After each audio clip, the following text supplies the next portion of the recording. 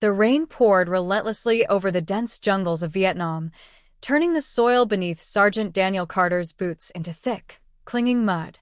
The war had raged on for years, and though the calendar read 1969, the men under his command had lost all sense of time. For them, there was only the next mission, the next step forward, the next breath.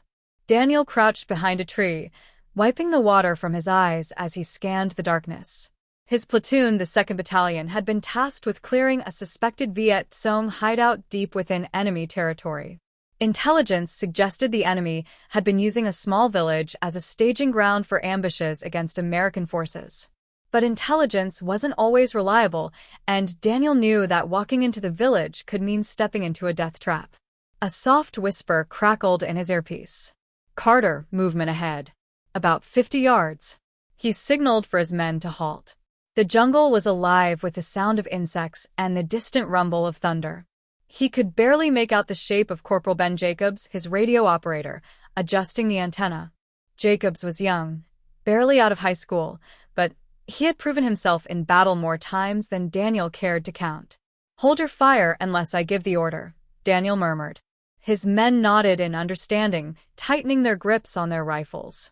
As they edged closer to the village, shadows flickered against the backdrop of burning torches. The villagers were awake, their nervous chatter carrying through the humid air. Women clutched their children tightly, their eyes darting between the American soldiers and the wooden huts that lined the clearing. Daniel raised his hand, signaling his men to hold position. Then he stepped forward, his M16 lowered but ready. A frail elderly man, his back hunched with age, approached him hesitantly. His eyes spoke of a lifetime of hardship. "Where are the Viet Cong?" Daniel asked, his voice calm but firm. The old man shook his head. "No VC here." Daniel's instincts screamed otherwise. He had seen this scene before. Fear in the villagers' eyes, the careful avoidance of certain huts, it all pointed to a hidden threat. His mind flashed back to the last village they had patrolled, where a hidden grenade trap had cost them 3 men. "Sir," Jacobs muttered behind him.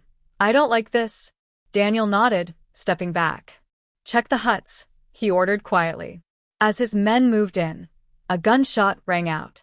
Private Ellis, one of the younger soldiers, crumpled to the ground, blood seeping through his uniform. Chaos erupted.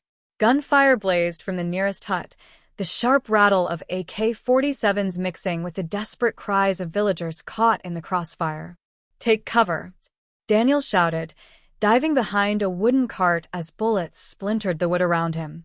His men scrambled for defensive positions, returning fire in short, controlled bursts. The night lit up with muzzle flashes, the acrid scent of gunpowder filling the air. Through the chaos, Daniel spotted a figure moving toward him, an enemy fighter, no older than 15, clutching a grenade in trembling hands. The boy's eyes locked with Daniel's, filled with both fear and determination. For a split second, time seemed to freeze. Daniel raised his rifle, but his hands hesitated. The boy was just a child. But war made no exceptions. The decision was made for him. A single shot rang out, and the boy collapsed before he could throw the grenade. Daniel turned to see Jacobs, his rifle still raised, his face pale.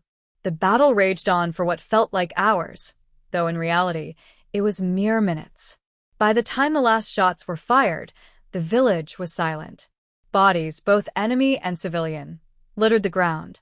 The rain washed away the blood, but it couldn't erase the memory of what had transpired. Daniel knelt beside Ellis, pressing a hand against the young soldier's wound. "Stay with me," he urged. Ellis coughed, his breath ragged. "Did we win, Sarge?" Daniel swallowed hard. What did victory even mean anymore? They had survived, but at what cost? Jacobs crouched beside him, his face twisted with anguish. "We never had a choice, did we?" Daniel shook his head. "No. "We never do." As the medevac helicopter arrived to evacuate the wounded, Daniel took one last look at the village. A mother sobbed over the lifeless body of her child. An old man stared at the wreckage of his home, his expression unreadable. War was never black and white. Only shades of gray remained. As the helicopter lifted off, Carrying them away from the carnage, Daniel closed his eyes. The echoes of the battlefield would never leave him. The ghosts of war would follow him forever.